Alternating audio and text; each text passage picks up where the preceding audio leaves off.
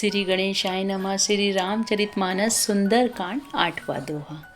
निज पद नयन दे मन राम पद कमल लीन। परम दुखी भा पवन सुत देखी जानकी दीन। श्री जानकी जी नेत्रों को अपने चरणों में लगाए हुए हैं, नीचे की ओर देख रही हैं और मन में श्री राम जी के चरण कमलों में लीन हैं। जानकी जी को दीन दुखी देखकर पवन पुत्र हनुमान जी बहुत ही दुखी हुए।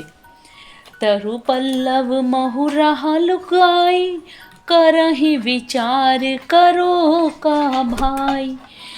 तेहि अवसर रावण तह आवा, संग नारी बहु किए बनावा।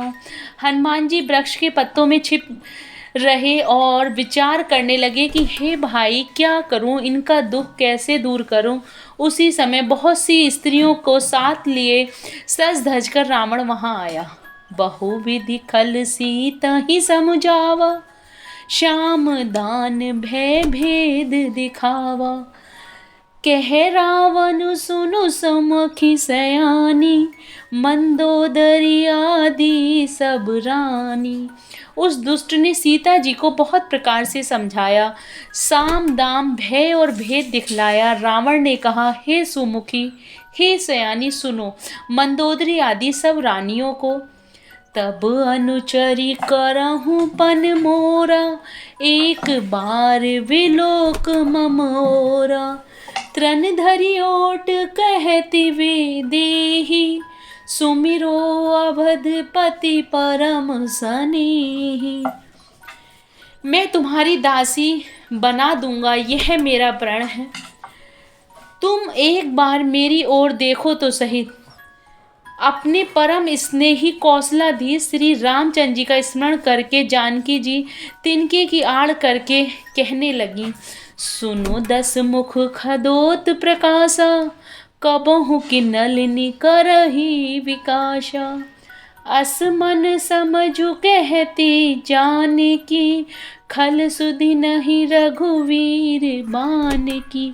हे दसमुख सुन, जुगनू के प्रकाश से कभी कमलिनी खिल सकती हैं। जानकी जी फिर कहती हैं, तू अपने लिए भी ऐसा ही मन में समझ ले। रे दुष्ट, तुझे श्री रघुवीर के बाण की खबर नहीं है। सट सुने हरियाणा ही मोही, अधम निलज्ज लाज नहीं तोही। रे पापी, तू मुझे सूने में हर लाया है। रे अधम निर्लज, तुझे लज्जा नहीं आती। 9वां दोहा। आपो ही सुनी खदोत सम, राम ही भानु समान। परस वचन सुनि काढ़ियसी, बोला अति खिस्यान।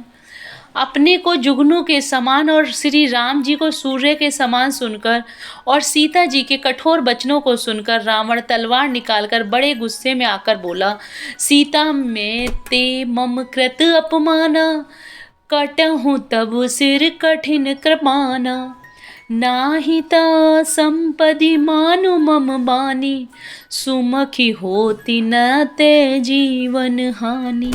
सीता, तूने मेरा अपमान किया है, मैं तेरा सिर इस कठोर कृपाण से काट डालूंगा। नहीं तो अभी भी जल्दी मेरी बात मान ले।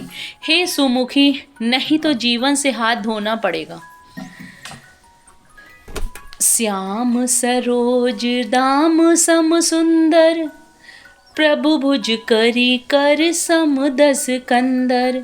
सो भुज कंठ की तब असी घोरा, सुनु सठ अस प्रवान मन मोरा। सीता जी ने कहा, हे दशग्रीव, प्रभु की भुजा तो श्याम कमल की माला के समान सुंदर और हाथी की सूंड के समान पुष्ट तथा विशाल है। या तो वह भुजा ही मेरे कंठ में पड़ेगी, यह तेरी भयानक तलवार ही। रे सठ, सुन, यही मेरा सच्चा प्रण है। चंद्रहास हरु मम परितापम, रघुपति विरहानल संजातम। शीतल निशित बहसी वर धारा, कह सीता हरु मम दुख भारा। सीता जी कहती हैं, हे चंद्रहास, तलवार श्री रघुनाथ जी के विरह की अग्नि से उत्पन्न मेरी बड़ी भारी जलन को तू हर ले। हे तलवार, तू शीतल, तीव्र और श्रेष्ठ धारा बहाती है, अर्थात तेरी धारा ठंडी और तेज है। तू मेरे दुख के बोझ को हर ले। सुनत बचन पुनि मारन धावा, मैं तन्या कहीं नीति भुजावा। कहसी सकल निशिचरहि बोलाई, सीतहि बहुविधि त्रासहु जाई। सीता जी के ये वचन सुनते ही वह मारने दौड़ा। तब मैं दानव की पुत्री मंदोदरी ने नीति कहकर उसे समझाया। तब रावण ने सब राक्षसियों को बुलाकर कहा कि जाकर सीता को बहुत प्रकार से भय दिखलाओ। मास दिवस महु कहा न माना, तो मैं मार विकाड़ी कृपाना।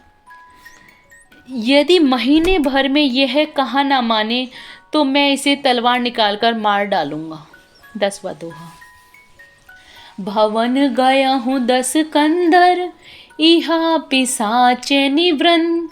सीता ही त्रास देखा वहीं, धरहि रूप बहुमंद।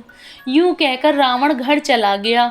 यहाँ राक्षसियों के समूह बहुत से बुरे रूप धरकर सीता जी को भय दिखलाने लगे। त्रिजटा नाम राक्षसी एका, रामचरण रति निपुण विवेका। सबहनो बोली सुन ऐसी सपना, सीता ही से करहु हित अपना। उनमें एक त्रिजटा नाम की राक्षसी थी। उसकी श्री राम जी के चरणों में प्रीति थी और वह विवेक में निपुण थी।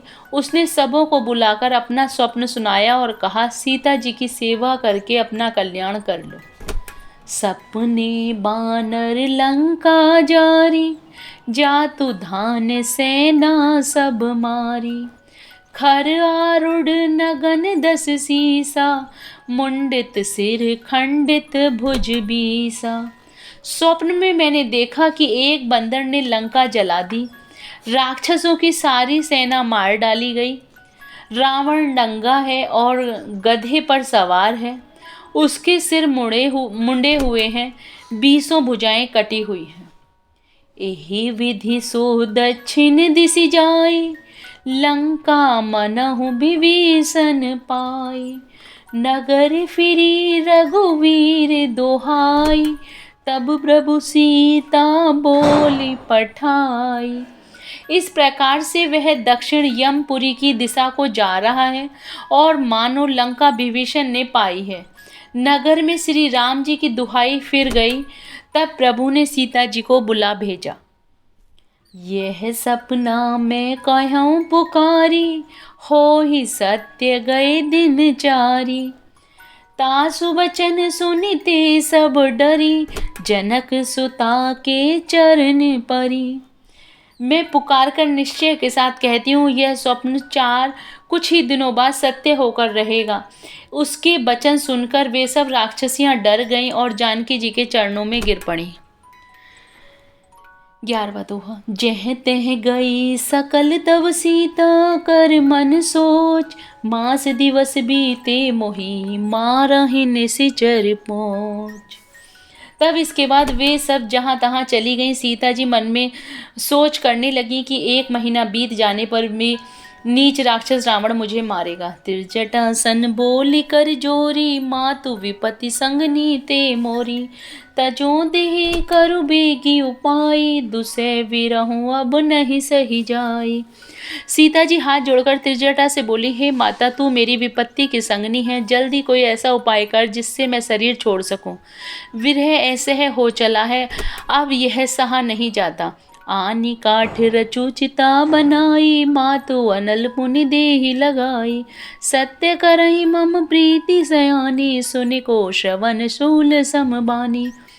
कांट लगाकर चिता बनाकर सजा दे हे माता, फिर उसमें आग लगा दे। हे सयानी, तू मेरी प्रीति को सत्य कर दे। रावण के सूल के समान दुख देने वाली वाणी कानों से कौन सुने।